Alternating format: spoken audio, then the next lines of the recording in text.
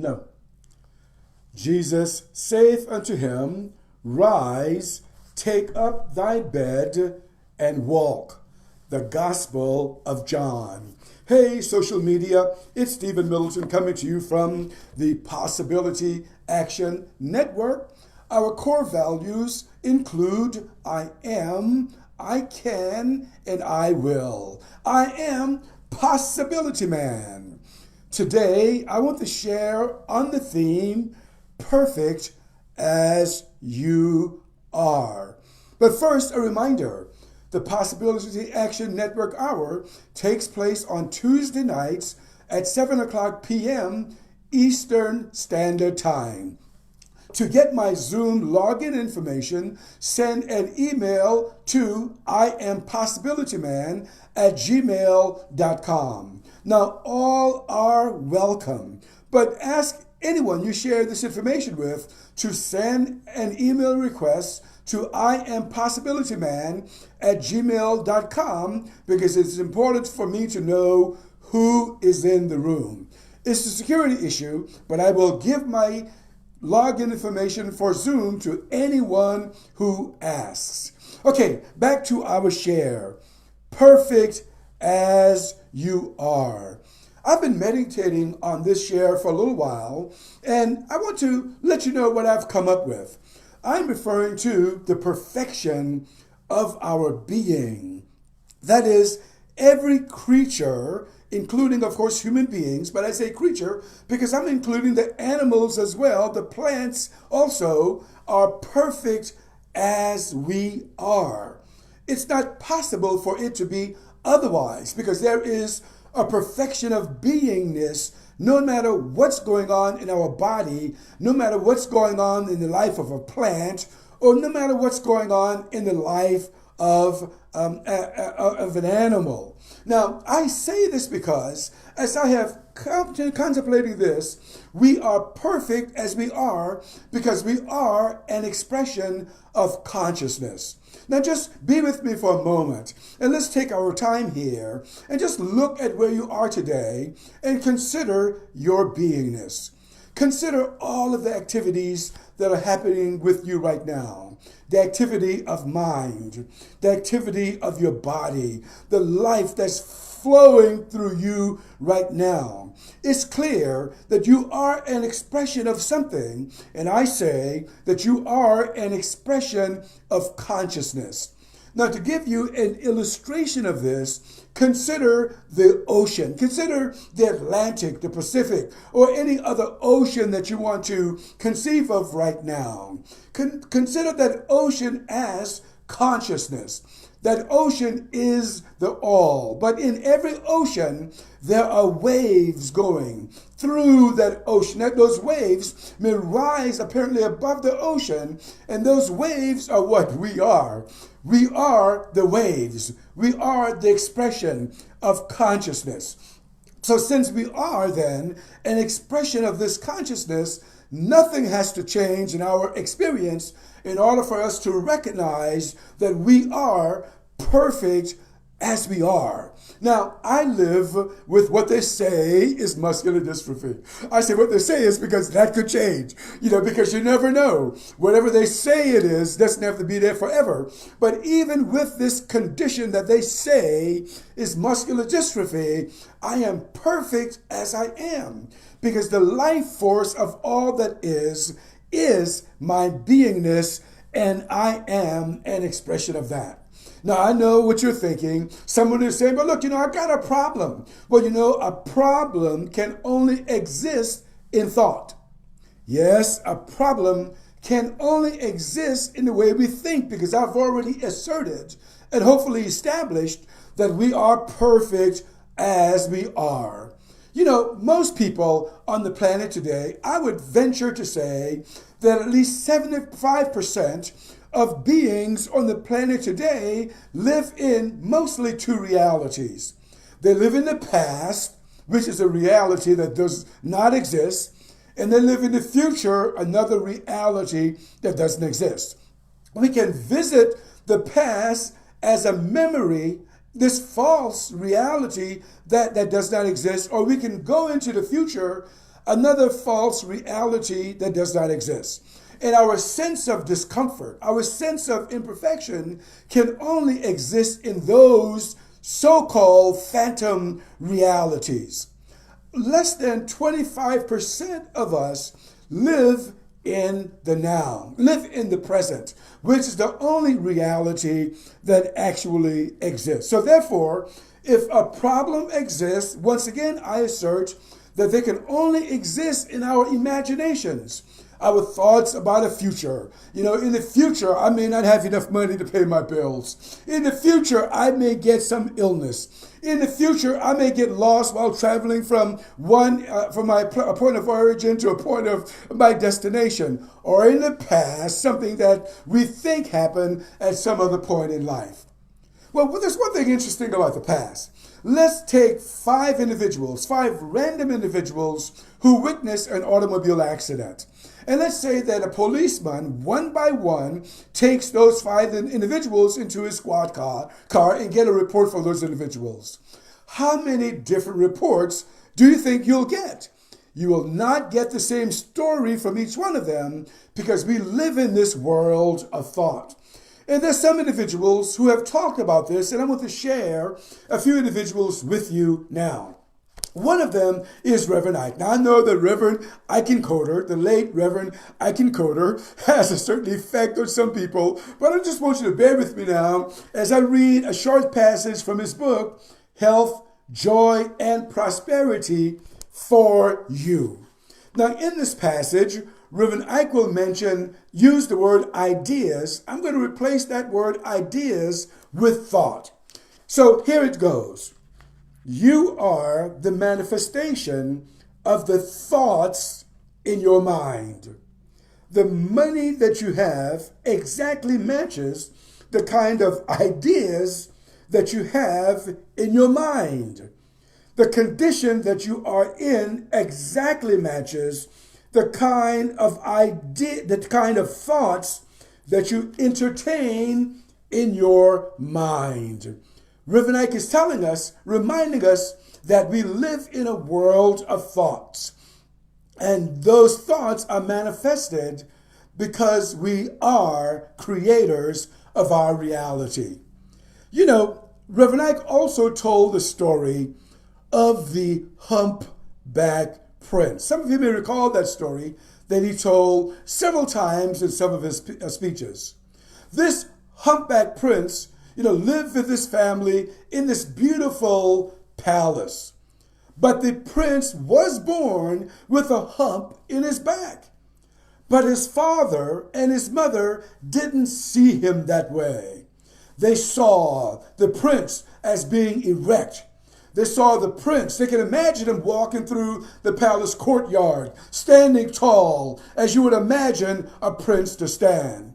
And one day, the father commissioned a sculptor to build a statue of the prince in the middle of the courtyard at the palace.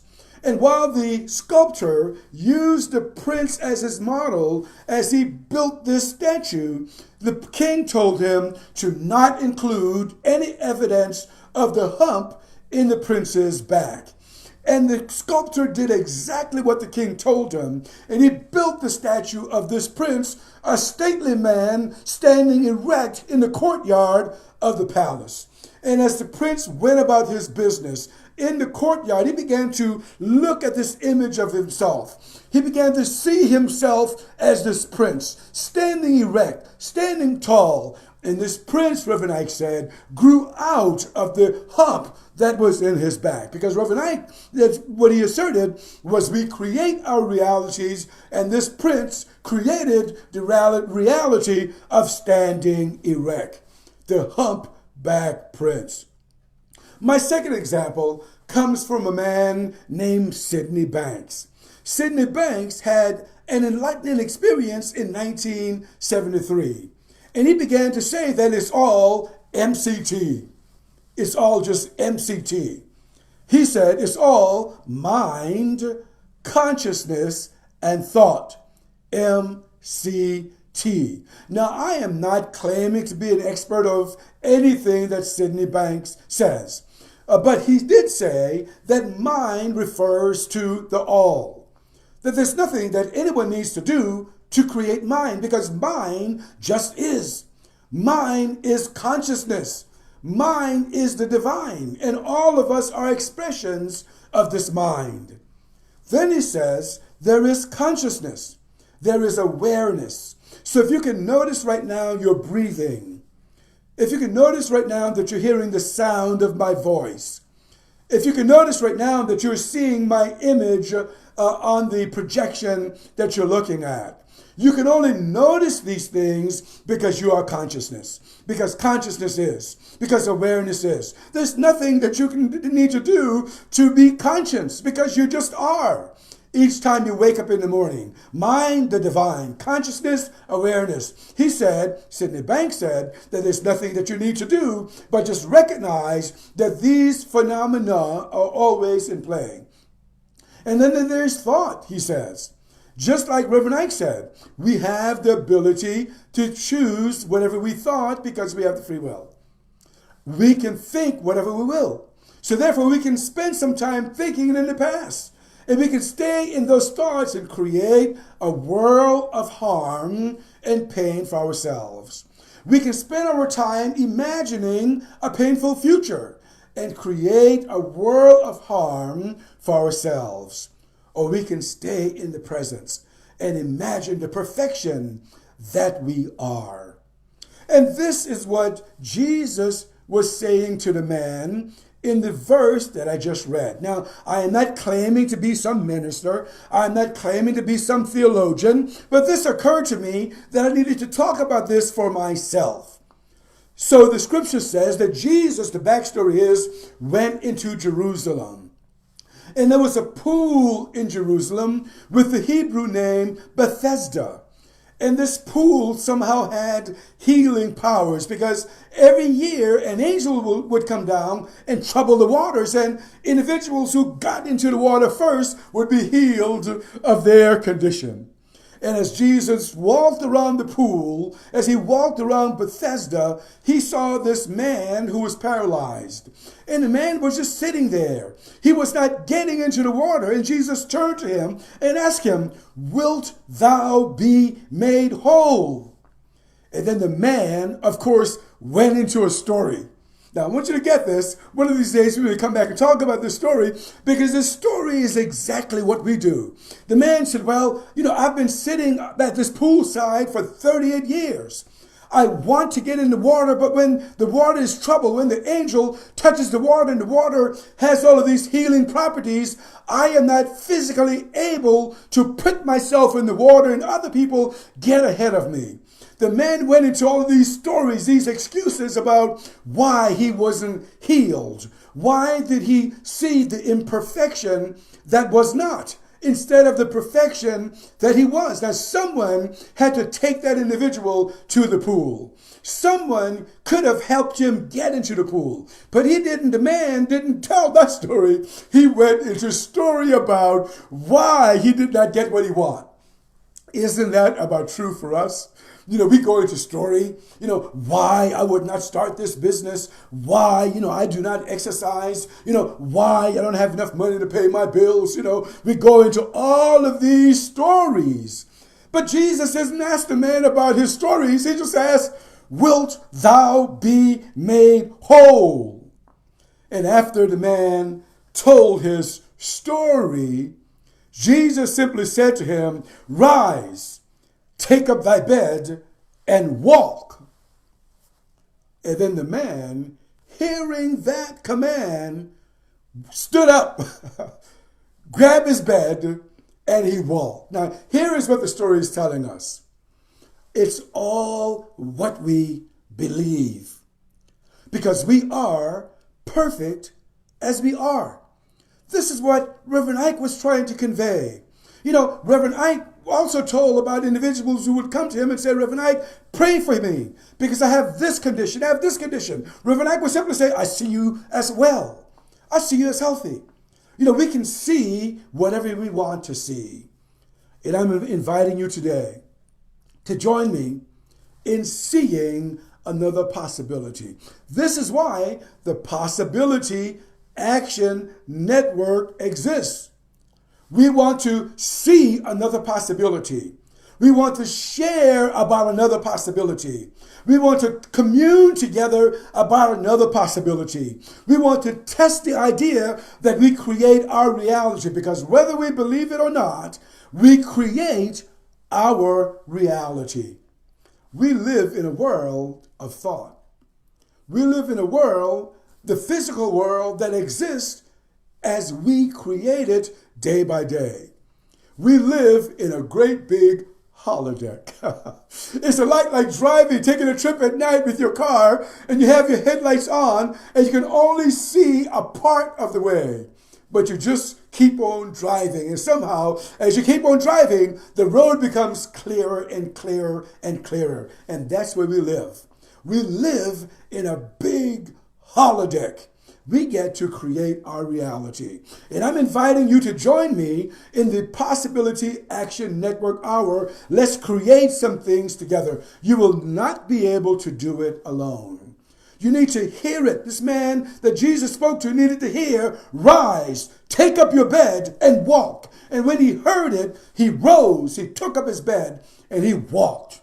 And as we come together, as we share with each other, as we see the perfection that we are, we'll create a kind of effect where we'll see more and more people in their health and not in their so-called disease, not in their anxiety, not in their depression. In fact, Sidney Banks, he taught a lot of students before his death in 2009. And many of his students today would say that Sidney Banks told his students to see the health in the people that they taught to see the wellness in the people that they coach, not to ask them what was wrong, because what's wrong is only imagined. I'm Stephen Middleton. I'm with the Possibility Action Network. Our core values are I am, I can, and I will, and I am Possibility Man. Until next time, good day